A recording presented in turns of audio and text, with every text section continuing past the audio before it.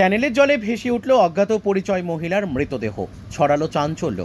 শনিবার সকালবেলা নন্দীগ্রাম 2 নম্বর ব্লকের মঙ্গলচক এলাকার হিজলি টাইডেল ক্যানেলের 11 নম্বর ফোকারের কাছে এক মহিলার মৃতদেহ ভাসতে দেখা যায়। প্রাতঃভ্রমণে বেরোনো স্থানীয় কিছু মানুষ প্রথম ওই মৃতদেহ চোখে পড়ে। ঘটনার খবর ছড়িয়ে পড়তেই মুহূর্তেই চাঞ্চল্য ছড়িয়ে পড়ে গোটা এলাকায়। স্থানীয়রা সঙ্গে সঙ্গে বিষয়টি নন্দীগ্রাম থানায় জানালে পুলিশ দ্রুত ঘটনাস্থলে পৌঁছায় এবং মৃতদেহটি উদ্ধার করে। মৃতার বয়স আনুমানিক 40 থেকে 45 বছর বলে অনুমান করা হচ্ছে, তবে এখনও পর্যন্ত তার পরিচয় জানা যায়নি।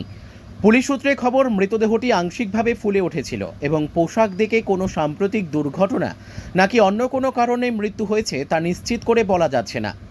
মৃত্যুর প্রকৃত কারণ জানতে মরদেহটি ময়নাতদন্তে পাঠানো হয়েছে। এলাকাবাসীদের একাংশের দাবি এটা নিছক দুর্ঘটনাও হতে পারে।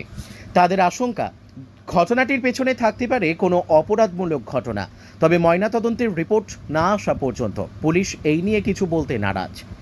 ঘটনাস্থলে পুলিশি প্রহরা জারি রাখা হয়েছে, তদন্ত শুরু হয়েছে এবং আশেপাশের থানাগুলিতে নিখোঁজ ডায়েরি খতিয়ে দেখা হচ্ছে বলে জানিয়েছে পুলিশ।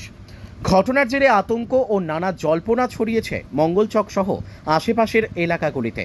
অজ্ঞাত পরিচয় মহিলার পরিচয় জানার চেষ্টা চালাচ্ছে প্রশাসন। ব্যুরো রিপোর্ট, আমাদের টিভি। ঘটলো কি দেখছেন?